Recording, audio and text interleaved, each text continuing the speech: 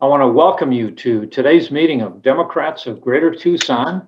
My name is Larry Bodine, and I'm the president, and I'm just thrilled to see all of you here. My wife and I both got our vaccine shots, and we both got our stimulus checks. So we're just loving living in the presidency of Joe Biden. But for a moment, I'd like to move over to a more serious topic. Andrea, can you speak up here? We lost one of our most stalwart precinct committeemans, Michael Gordy. Andrea, would you say a few words? I knew Michael. Either I worked with him on some project or other, or I ran into him as we were working on some project or other. He was a tireless worker. He was always cheerful and helpful and one of the nicest people I have ever met. He was such a bright light, and I'm very sad about it. After he ran for superintendent of schools, when he lost, he sat right down with Dustin and started working with him. And just, he was a very dear person, and I miss him. I just wanted to say, Michael Gordy, from the very beginning, when hardly anyone knew me, and I started running for state representative, Michael was right there. I believe Helped that. you, putting up signs, doing let drops, whatever you needed. And sometimes he just called to see how you're doing. There were times I rode up with him to the state committee meetings. It just breaks my heart, of all people to go. And, it shows he was so healthy. He rode his bike everywhere. So it can hit anybody, healthy or not. But Michael was a shining star, and Pima County and Arizona was lucky to have him. Yeah, I'm pretty devastated. I mean, I was very close with him because of through the Education Association. I roomed with him a number of times.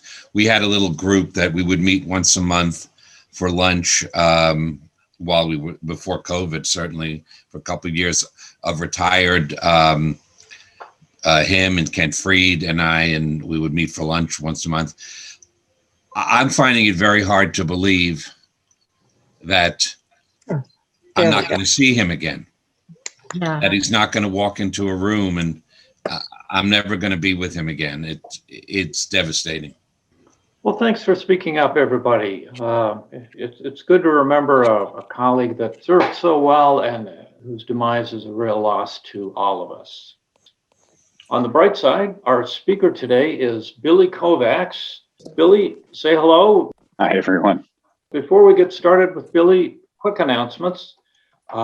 Let's get started. Kathy Ramage-White, our membership director. Tell us about the joys of being a member of Democrats of Greater Tucson. Well, look around on your Zoom page, everybody. Just see one of the joys there, right?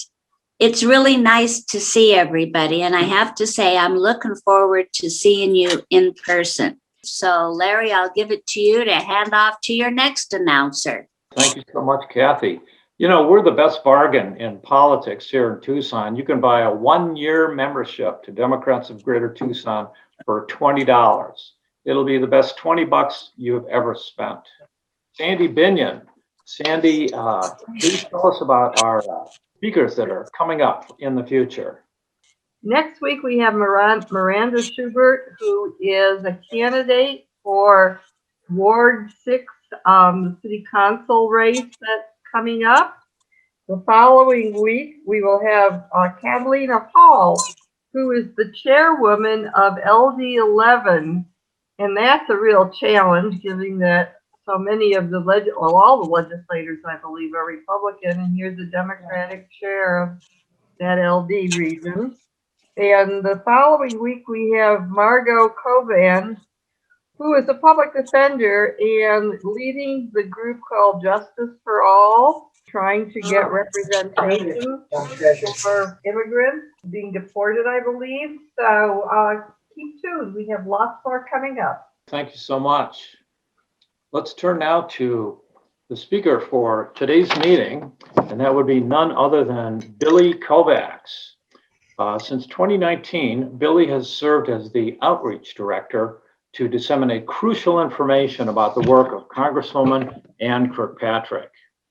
earlier, Billy was a candidate for U.S. Congress and was the political director for the David Garcia for Governor campaign. In his current position, Billy tracks and reviews opinions, monitors feedback, and relays any concern voiced by his network. Billy makes recommendations for legislation and policy, working with the congressional staff in Washington, D.C. Among Billy's key accomplishments are he headed a COVID-19 task force. He influenced issues including environment, the energy, water, business, infrastructure, rural broadband, and much more. And he drove multiple legislative priorities of the Congresswoman across a multitude of outreach teams. And with that, Billy, the floor is yours. Thank you, Larry. It's weird to hear the things that we've been able to do over this last year. I wanted to begin with, saying a little bit about Michael Gordy. Michael was the second person that I met with when I was, previously running for office. I met him at Rage and Sage. We had a coffee that was supposed to be 30 minutes and it turned into 2 hours.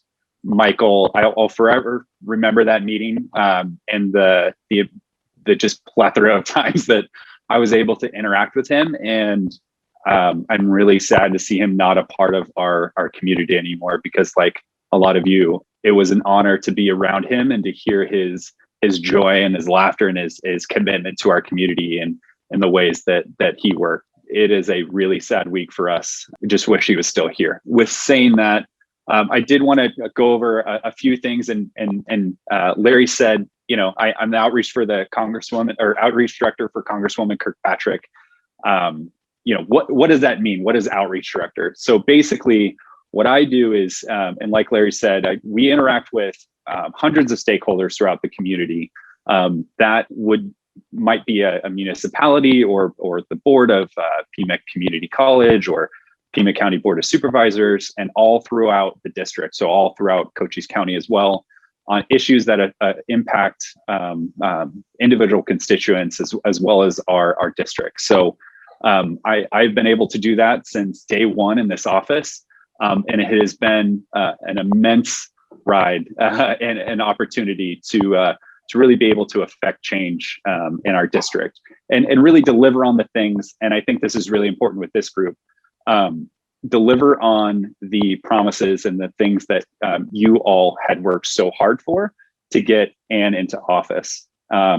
Elections are won and lost by the communities that support our candidates and are able to take that support and that enthusiasm to the ballot box and provide historic wins. Obviously, Ann won re-election, and we saw a lot of down ballot candidates supported by those outreach efforts by your organization, as well as our county Democrats, as well as all the other groups. So it's really important that you know that your work just doesn't stop after Election Day, that we take that as a mandate to make sure that we deliver on those promises in terms of policy that we can get through the office.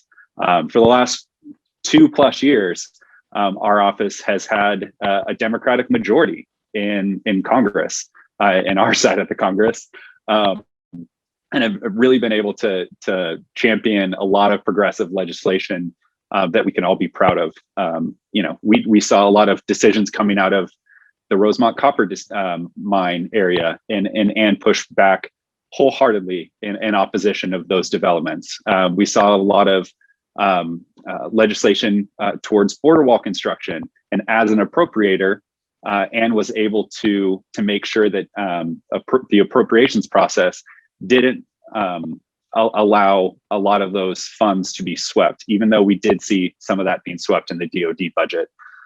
So there's a lot of things that have been done in this office. A couple things that I've heard were just touched on earlier: vaccines and stimulus checks. From day one, our office set up a COVID-19 task force, which myself and our office have been staffing every single week in this pandemic. That task force is made up of all the CEOs of the healthcare providers in Southern Arizona, from TMC to Banner to El Rio Healthcare, as well as Chiricahua Health and Copper Queen Hospital in Cochise County. Also, we have a representative from the Pima County Board of Supervisors on there, the University of Arizona, as well as the mayor's office, and labor, as well as other constituent groups to provide insight of what's going on the ground. From day one, we've really tried to figure out how we can be most helpful and make sure that we can ask the right questions so our little part of the world gets the support from the federal government and the state to triage this situation. I think we've seen in the last, previous to this current administration, a real disconnect when it came to vaccine allocation, as well as resources in terms of testing and direct aid, not only to communities that are hotbeds, let's say Arizona, or are hotspots for COVID-19, but also some of those mechanisms of municipal government that haven't been able to get the funding to support a robust vaccine and triage network for our healthcare providers. So we've been able to work with that group and get PPE to hard hit locations. Been able to advocate for increased PCR testing, as well as some of those dollars, quote unquote, earmarked for cities and municipalities so that they could get those direct funds. That has been a complete shift in what our duties have been usually in our office. A lot of things that our office deals with on a daily basis is passing legislation and making sure that Congress works for the individual. Some things that I wanted to highlight over the last, I'd say, 2 weeks, some major pieces of legislation that we're going to see reintroduced and supported through Congress were things that we had advocated for and the Congresswoman had supported in the previous administration, but wasn't able to hit the desk of the president and get signed into law. One of those is the American Dream and Promise Act. That's something that the Congresswoman day one really wanted to establish a pathway for legal permanent resident status for Dreamers and certain individuals, whether they were held or eligible for TPS or DED. That's something that is crucial to a border district like ours. So we can make sure that those that are in our community are able to support themselves and their families and provide a pathway to becoming a full-fledged member of the American public. One of the other things, and setting up that task force, as well as our office's triage or work on what has happened within this pandemic, we've noticed a lot of small businesses around the country and in our district have been impacted by the pandemic.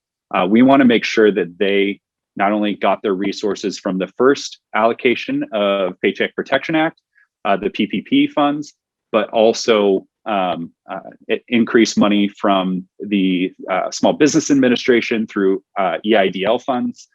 So those loans to small businesses, as well as an extension in this last bill for additional PPP funds to businesses still trying to make it through this project, through this pandemic. As of last week, we heard from some of the longest serving restaurants in Cochise County that they are weeks away from closing.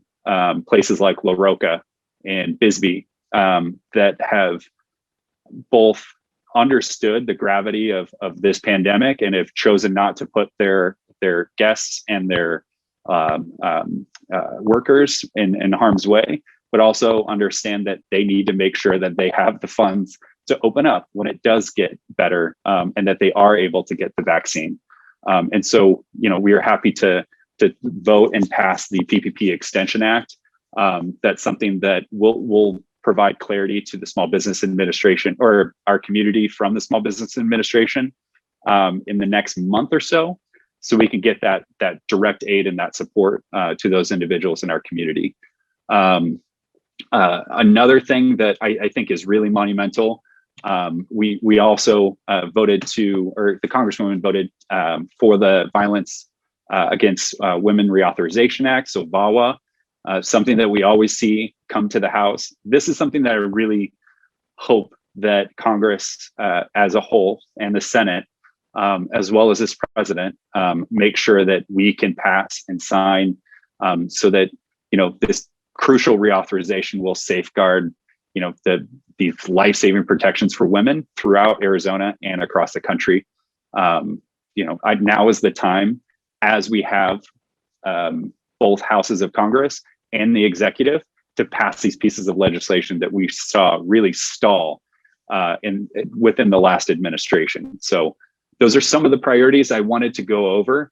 And additionally, if anybody, hopefully everybody knows on this call, and I bet you do, Ann has, or the Congresswoman has, some pretty powerful committee assignments.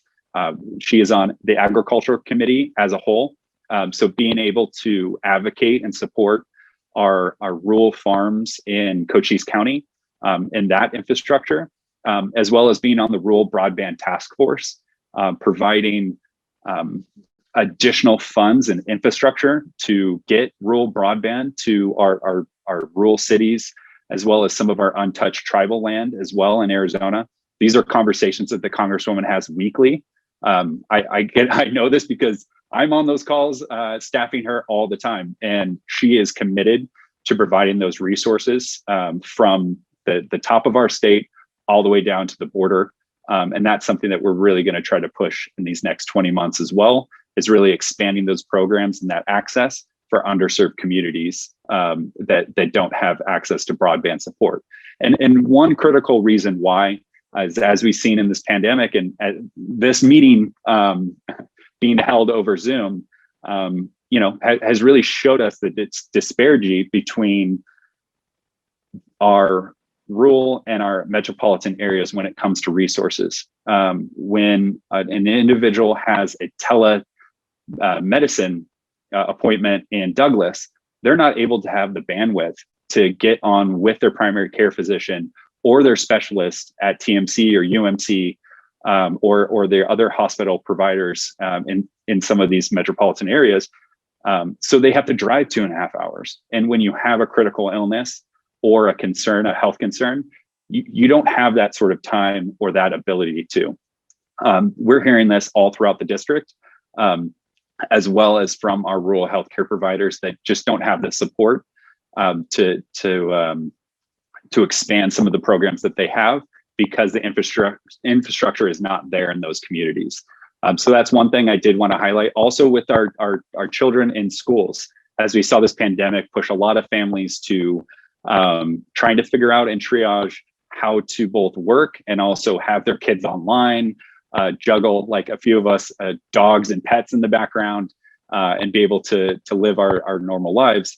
A lot of kids have fallen behind because they don't have access to rural broadband and the internet in some of these areas and are really displaced. And we need to solve that, not just as Arizona, but as a country. So that's another thing that the Congresswoman is really adamant on finishing up and getting through in our time in this office.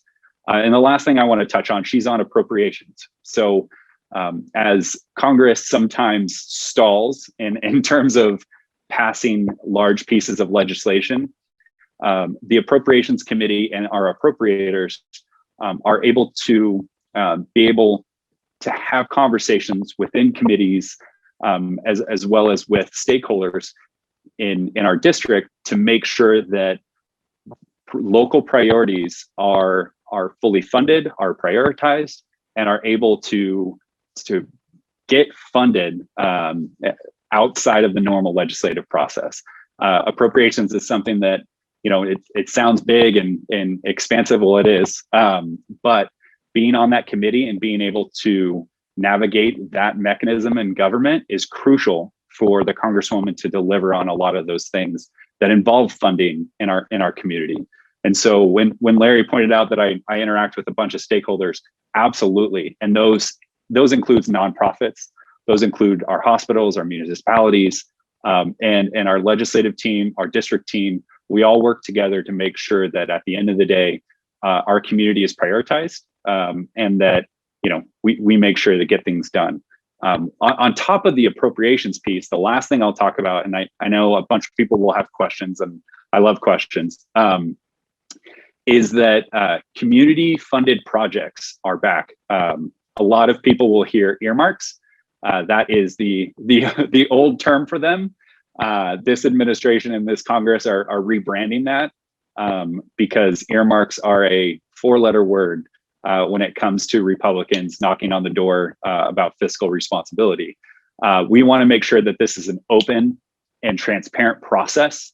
And as an appropriator, the Congresswoman is able to support a handful of projects that are directed to or directly support our community in the way that large pieces of legislation and as well as the appropriations process just aren't.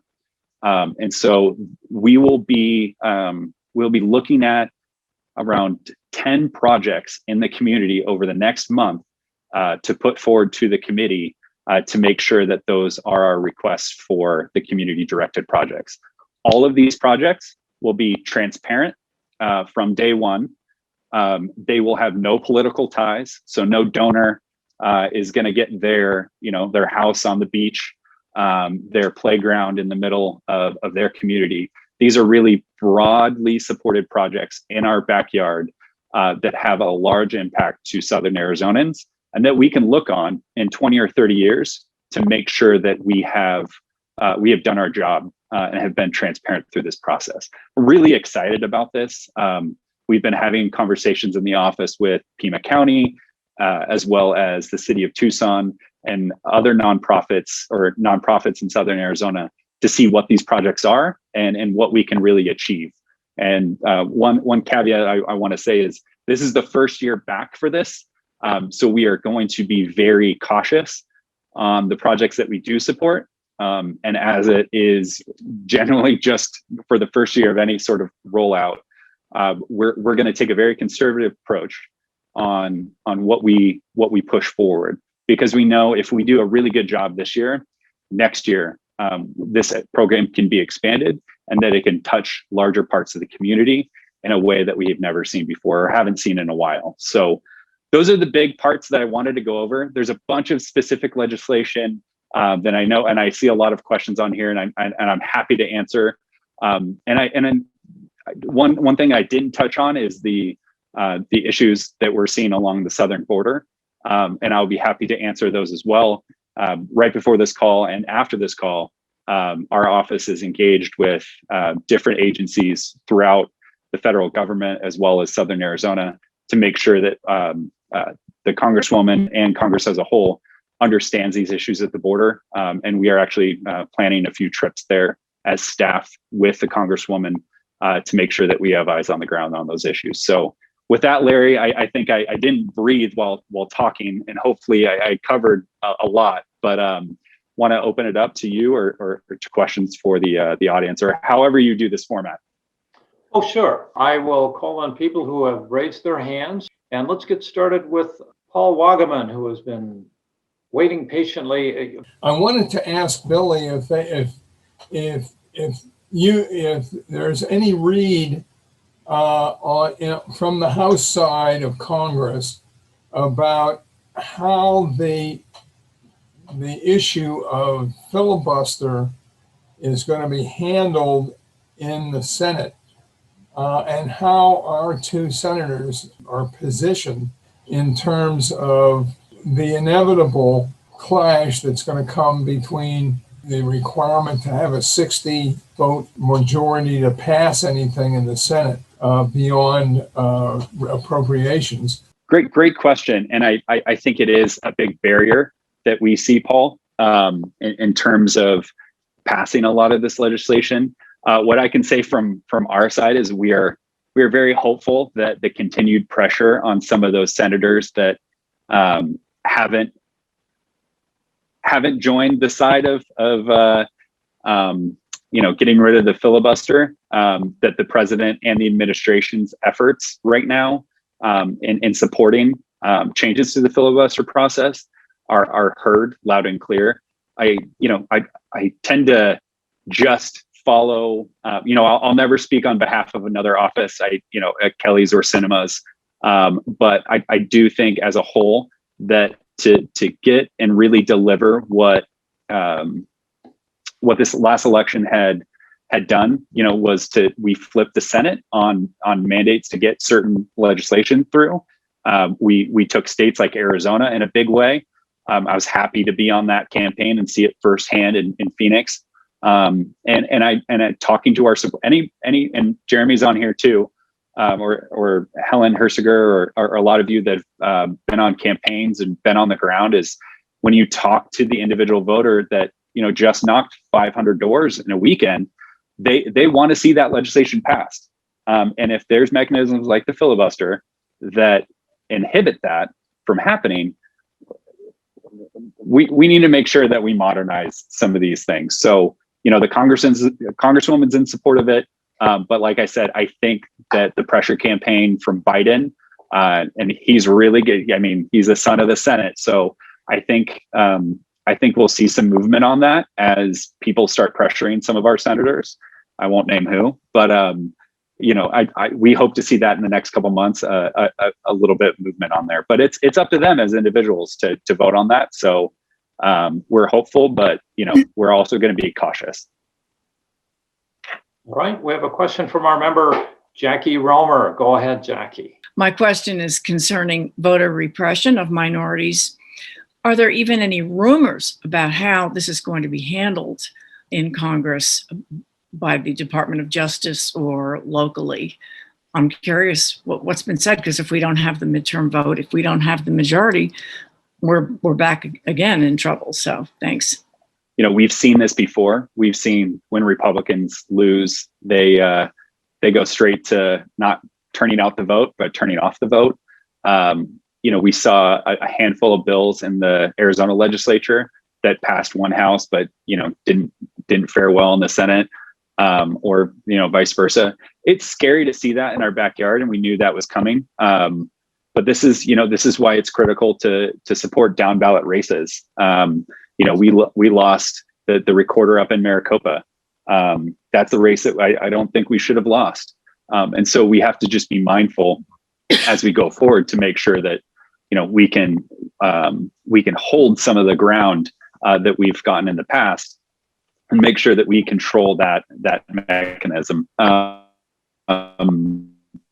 One had provisions in there to touch on this, and there's talks in the House of increasing voter protection efforts going forward. But that's going to take every single senator in the House to put a bill forward to make sure we can get it to Biden's desk. I know there's a lot of nonprofit groups and groups ready to re-engage because the midterm season is coming up. We're going through redistricting. That's a concern, especially in Arizona, as we look at a slightly less liberal redistricting committee, and then looking at maps for the future, and specifically this district too. We don't know what the playing field is going to look like as a whole, and it's scary to know that those efforts are underway from the opposite side. So I know that I think we all know here as a Democrat and supports increasing the ability for every individual to vote, as well as directing communities the proper amount of funding to enact some of those safeguards, especially to secretaries of states that need the capital to make sure that they can invest in it because their state doesn't have those funds. So hopefully we can look forward to some of those increased dollars that we saw 2 years ago, but it still remains to see a larger piece of legislation to support that. So thanks, Jackie. Good question. It keeps me up at night. So. All right, next up is Barbara Warren. You have your hand up. Go right ahead. Hi, Barbara. Hi, Billy. Thank you. We were just told this morning that the Raul Grijalva's HR 2663, the Asuncion Valdivia Heat, Illness, and Fatality Prevention Act, has been introduced into the Senate. I don't know the bill number in the Senate. Then I assume that it would come next to the House. I guess this is a plea to ask everybody here to urge our senators to vote I guess we have one senator to urge, but to vote yes on this bill. So please contact our senator, and also to be aware of that it's coming to the House, I'm sure, in follow-up. I don't know if you know more about how, when it comes to the House. I assume that the Congresswoman is in support of this bill, and you all can help us get the vote forward. I can follow up and see if I don't know specifically off the top of my head if we co-sponsored it, but we usually are in lockstep with members of our Democratic delegation here on environmental bills. It is in the Senate now, as of today, up for a vote in the Senate. Thanks. And then just encourage everyone else to be aware of this being out there. Summer's coming, it's going to get really hot, and we have a lot of people that you've talked about that are outdoor workers and exposed to extreme heat and not adequately protected by legislation that would mandate worker protection.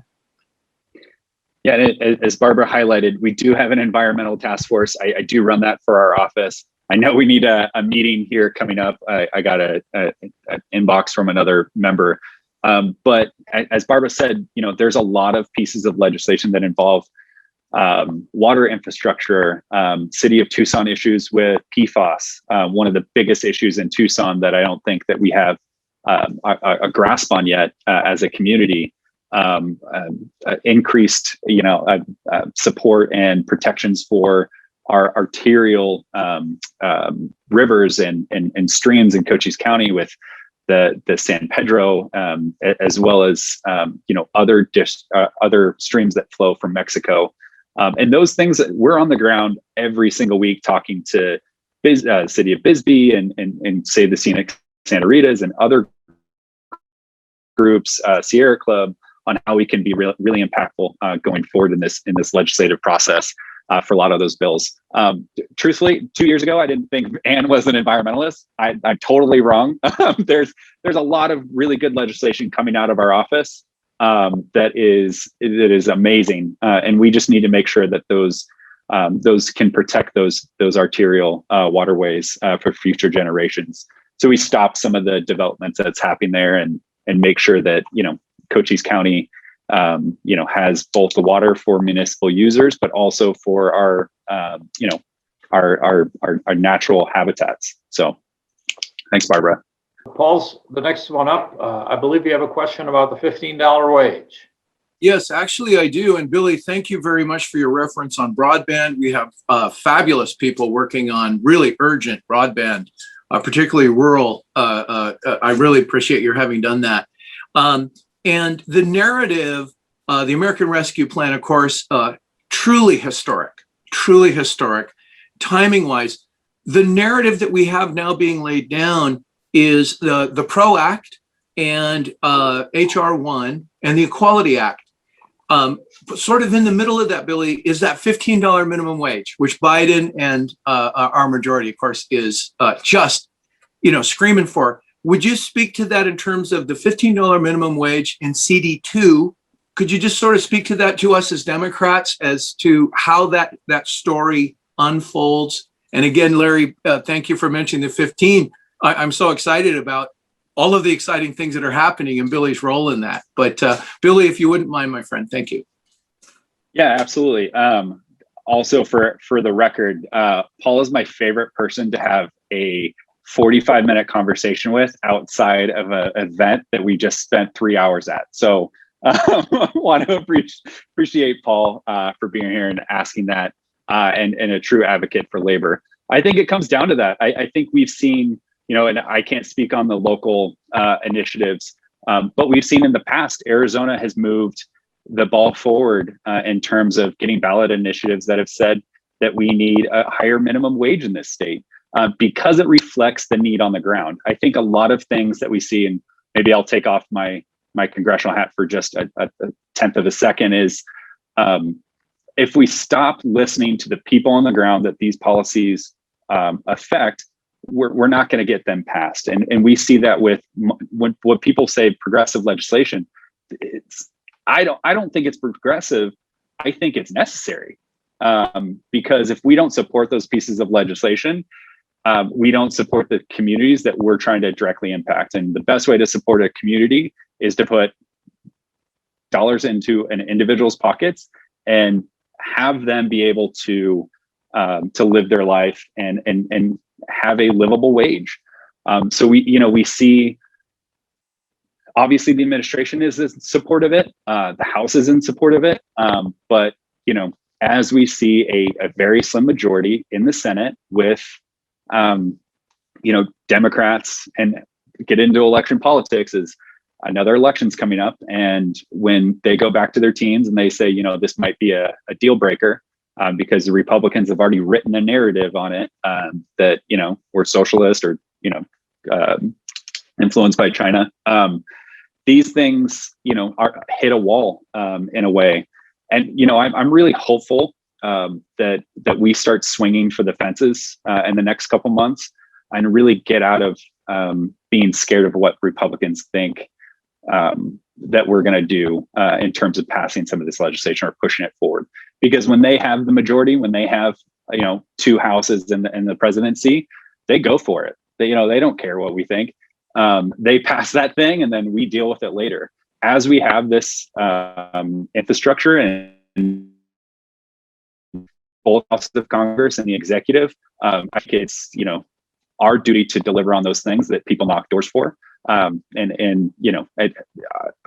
you ask a voter at a door, what are your top 3 issues?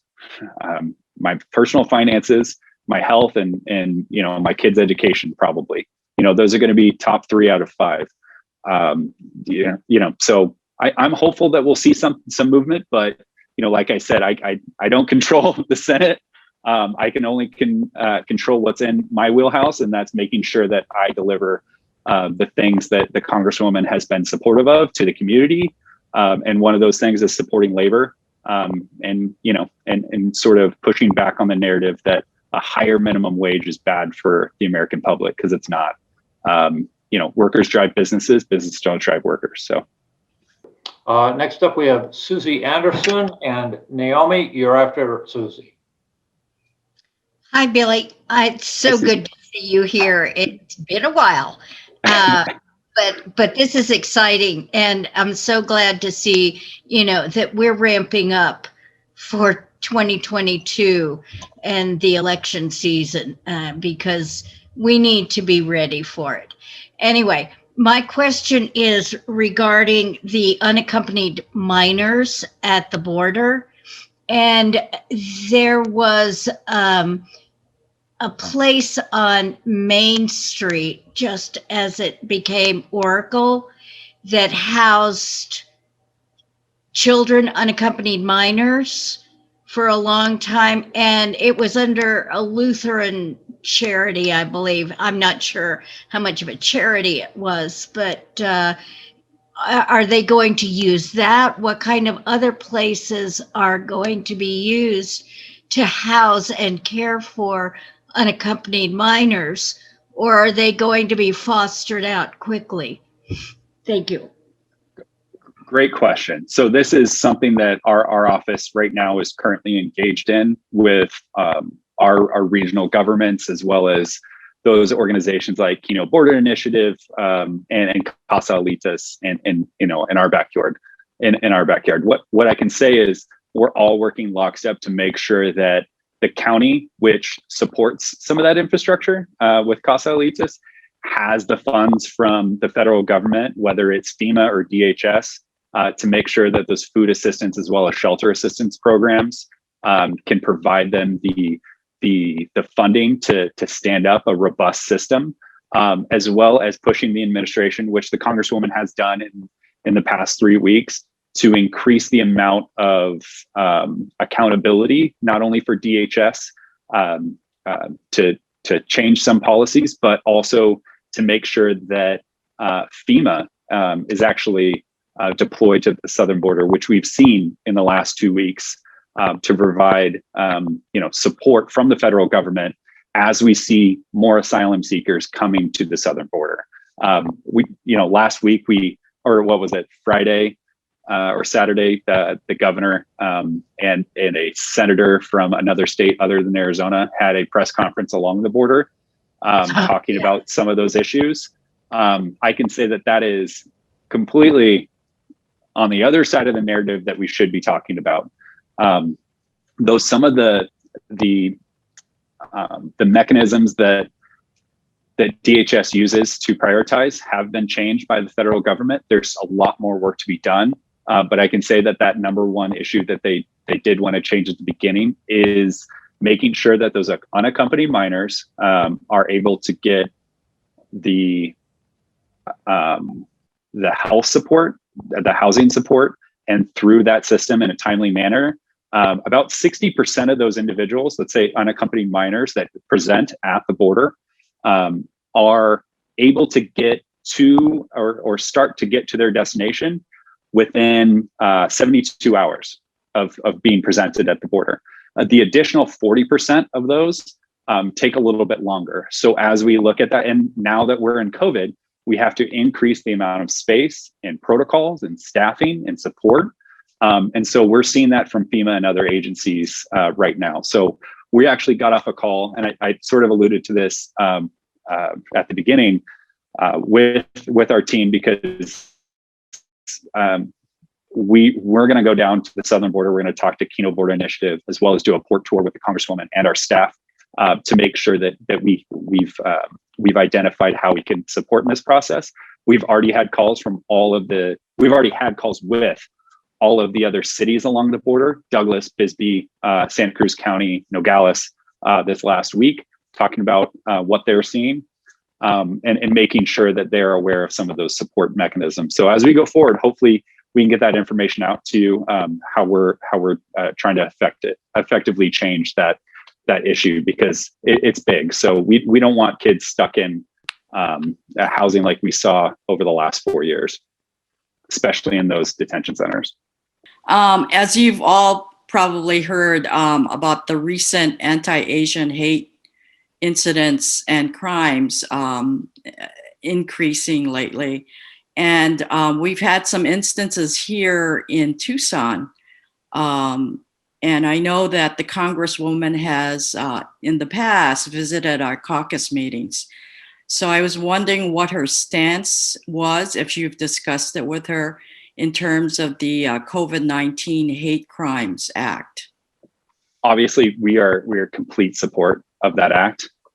It's something that one thing that came up while we saw that being drafted and presented to Congress was the fact that a lot of our a lot of our police forces across the country have very different reporting standards when it comes to hate crimes across the country. This is something that really needs to be solved.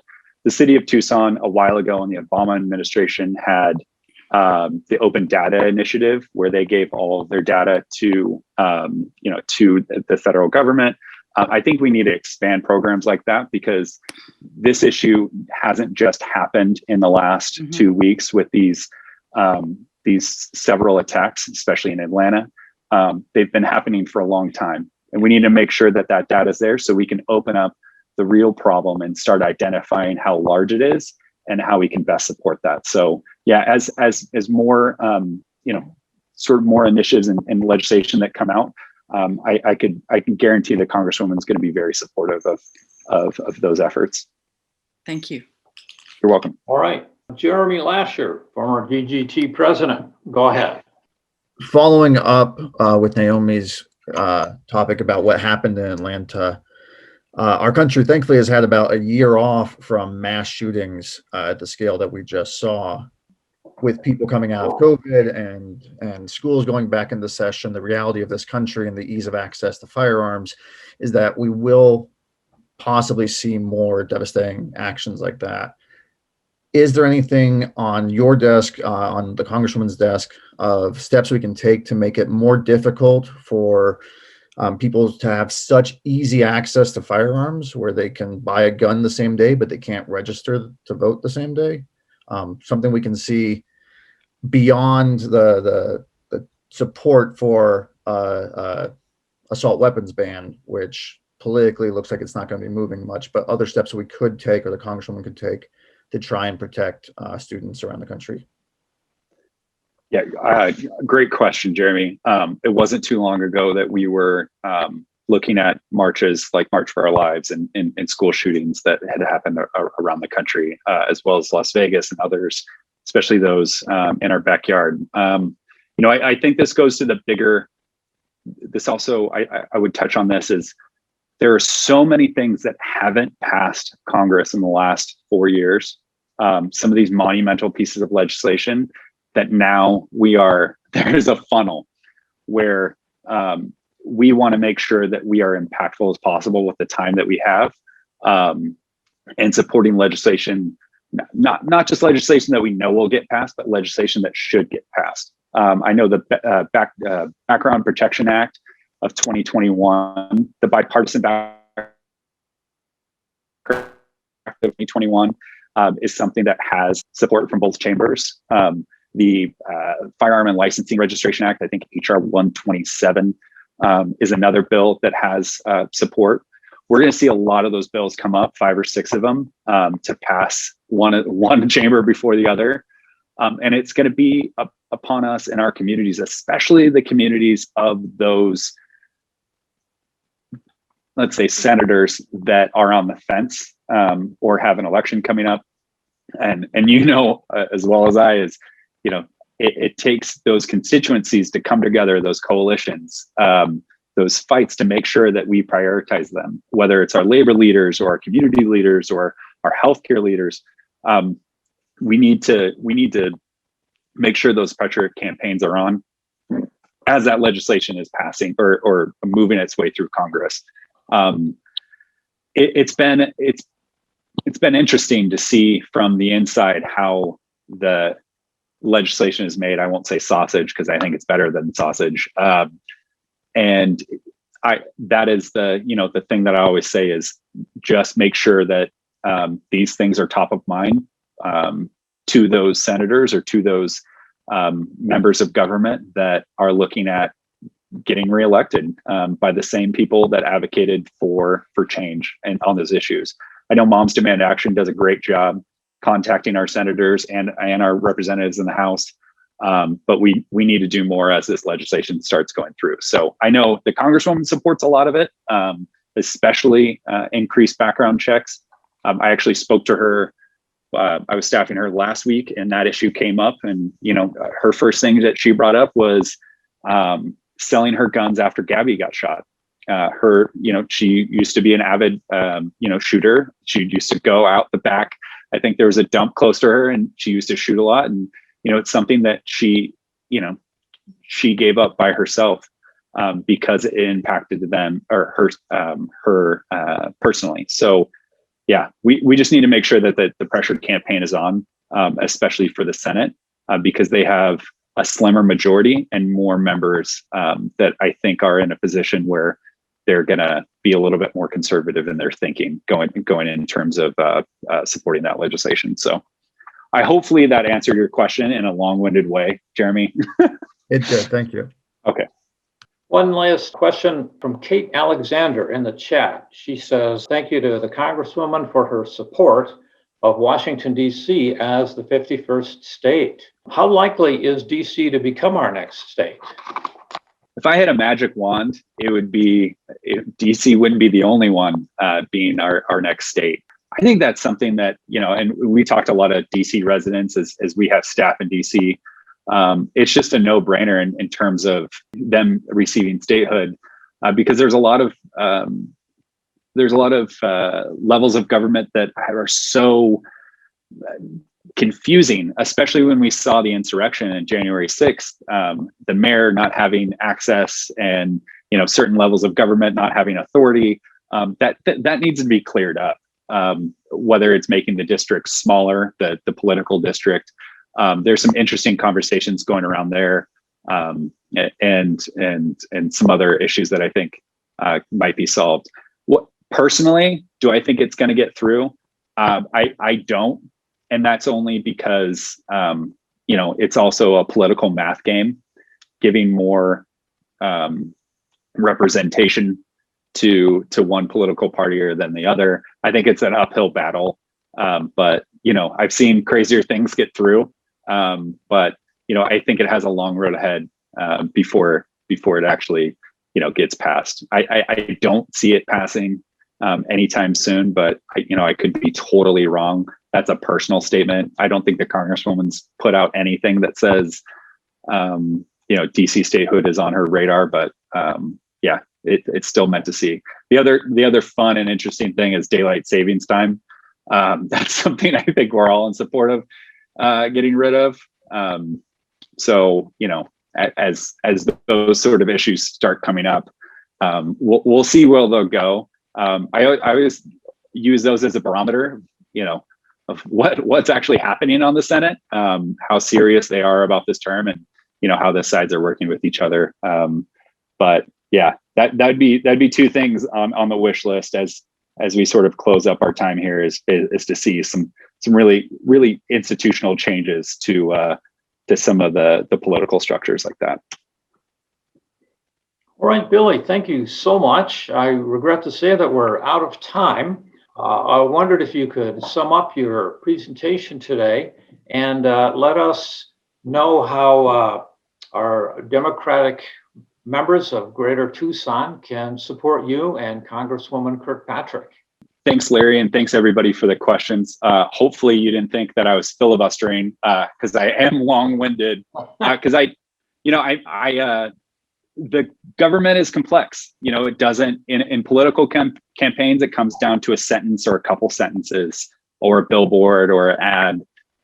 When you get into trying to figure out how that legislation moves or advocating for a certain bill, it takes time. You're moving mountains, and you're also trying to gain support. Our country, as much as we think that it is all Democrats or people that think like us. There's others that have a different perspective, and those people have a vote and they have a voice, and they vote on legislation. So as we continue to walk through this session, I think we're going to see some of that monumental legislation that we talked about pass. Some of it won't. And to that, I say, the work that you do, we can't solve everything overnight. I'll just be realistic, but it's that change. It still matters, right? That small bill, that COVID relief, the background checks bill, whatever passes through, I can tell you that at the end of the day, at the end of this session, people's lives are going to change. And we need to continue that advocacy to get people in office that think that same way, that want government to work for the individual, that want to make sure legislation passes, that we get support to our communities. And we only do that by expanding the electorate, not reducing people's access to it. And I think that each individual here on this call, get involved, obviously, in your local Democratic, Democratic infrastructure, whether it's Pima Dems or this organization or any of the other ones, because some races come down to 137 votes. Some races come down to 15 votes. Some races like Georgia come down very, very closely. We just need to make sure that we continue to advocate and bring new people into this conversation, and know that as we are here, hold us accountable, ask the questions to our office. I think Larry put my email address in one of the announcements. If not, you can send our office any question that you have. We will answer it. If you have a problem with the federal government, that's what we're here for. If you didn't get your stimulus check, contact our office. If your friend didn't get the stimulus check, contact our office. If you have problems with any federal agency, contact our office. That is the bulk of the work that we do here in the district, is making sure individual constituents get the support they need from the federal government. And it runs through every single agency and every single issue. So I say that's the biggest impact, is know that you can contact your Congresswoman. She's a very sweet woman. And you can contact our office, and we're here to work for you. At the end of the day, we are a nonpartisan office. And so we serve Democrats, Green Party, everybody, Republicans, And we just want to make sure that at the end of the day is really what we hold dear, and that that we leave is that we're here to serve the community, not just serve an agenda. So if you need us, we're here, and we'd love to help you out. Go to kirkpatrick.house.gov. It is the Congresswoman's website. Click and sign up for the newsletter. We also have a town hall that is planned this week, and going over the American Rescue Plan with a few of the other members of our Democratic delegation. And I can actually, let's see, this is going to be tomorrow, and it's through the Arizona Democratic Party, and it's at 5 to 5:30. So if you want to hear some of the top lines on the American Rescue Plan, please tune into that, as well as sign up for our newsletter, because each week we send everybody on that. It's about 15,000 people now, a list of what we've done in the office over the last week. So if you really want a week-to-week synopsis of why we get paid to do what we do, it is in that email. So. All right. Well, I'm a newsletter subscriber, and I've been ever since she's been in office. So, Billy, thanks very much. I want to wish you all the best and say so long to all of our attendees. Have a wonderful day.